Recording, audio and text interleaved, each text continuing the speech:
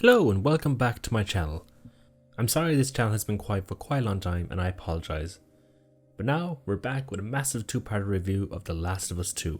The development of the game won't dictate the score, but for any high profile game where crunch is a factor, we need to talk about it. I would like to say thank you to Mike Draws for drawing my new channel avatar, Sir Reginald the 8th. You'll be seeing him in more videos and hopefully you'll be seeing more of Mike's drawings. Back to the episode. This just in, there are bunches of Captain Crunches everywhere, but who's the real one? If you guessed B, you're right, and now the real Captain Crunch has his hands full. Before we begin talking about the creation of the game, we need to talk about crunch. Crunch has become something that is so ingrained in the video game industry. But what is crunch? Crunch is when people will overwork on a product to meet a deadline and think little of the consequences. In my honest opinion, crunch began to be popularized when the younger generation began to enter the creative workspace. If there's one thing I know, it's that young people will work hard to get where they want to be, but the issue comes from the owners of these creative entities. They will promise them something that most places would not, a place to feel truly creative.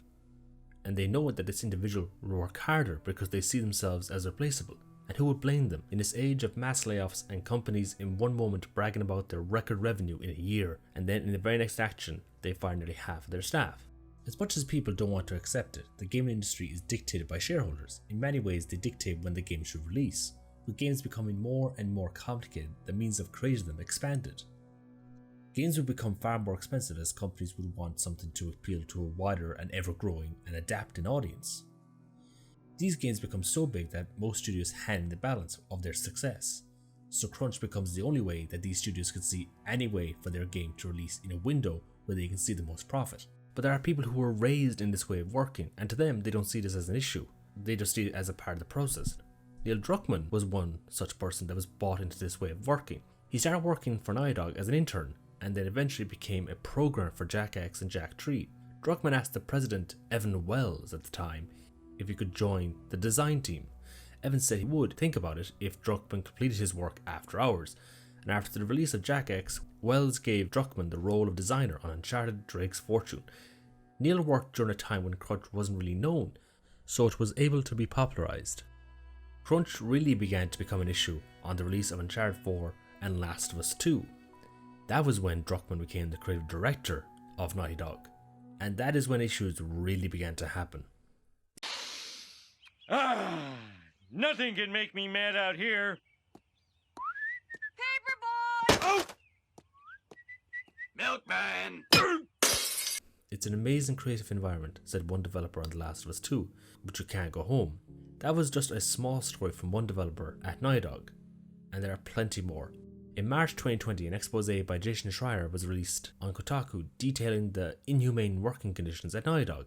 In reading the article, I've noticed something. It's that higher level developers do not see a point in changing this way of crunch because, like Neil, they were bought into this way of thinking. But when at least 70% of Naughty Dog staff leave during the development of Uncharted 4, they had to restock. But a lot of the more experienced developers left with that 70%.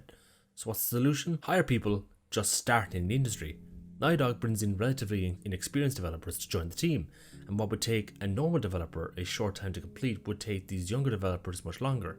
And these people would work themselves to death. They would even come in sick and skip eating just to get more done. During the development of Last of Us 2, the game had multiple revisions, and these revisions would often be done without the developers even knowing. An artist might be working on a building in The Last of Us 2's post-disaster version of America without realizing that their scene was cut or overhauled. They might not find out for days or even weeks, leading to hours and hours of wasted work. This right here shows how broken the system is. You need to communicate with your team, or people will grow more and more annoyed and frustrated. And this in a way goes against what Naughty Dog is as a working environment, where people are encouraged to be their own producer. How can you be your own producer when your work is scrapped without even consulting you? And with no one telling you to go home because everyone is their own goddamn bloody producer, people would work and work on these constant revisions and with no one caring about the work that went into them. Often these changes would come from people just seeing that certain aspect way too much and not changing it for any creative sense at all. When it came to working in the studio, people would feel they had to work there at late hours because teams would constantly be stuck in meeting after meeting or communications were so restrictive. If an animation needed to be put in and you weren't there to help the animator, you are now blocking the animator, and they may give you grief. it may not even be spoken, it may just be a look. Man, you screwed me last night by not being here at 11 PM. Last of Us 2 was not worth this. Red Dead Redemption 2 was not worth this. And Anthem was definitely not. The cultures of work at these studios needs to change. Some customers think a boycott might, but realistically they won't. And often they will hurt the studio even more. What needs to happen is developers need to unionize, and this can mean that many people can have some sense of security in their job. But will the actual industry do that? Only time will tell.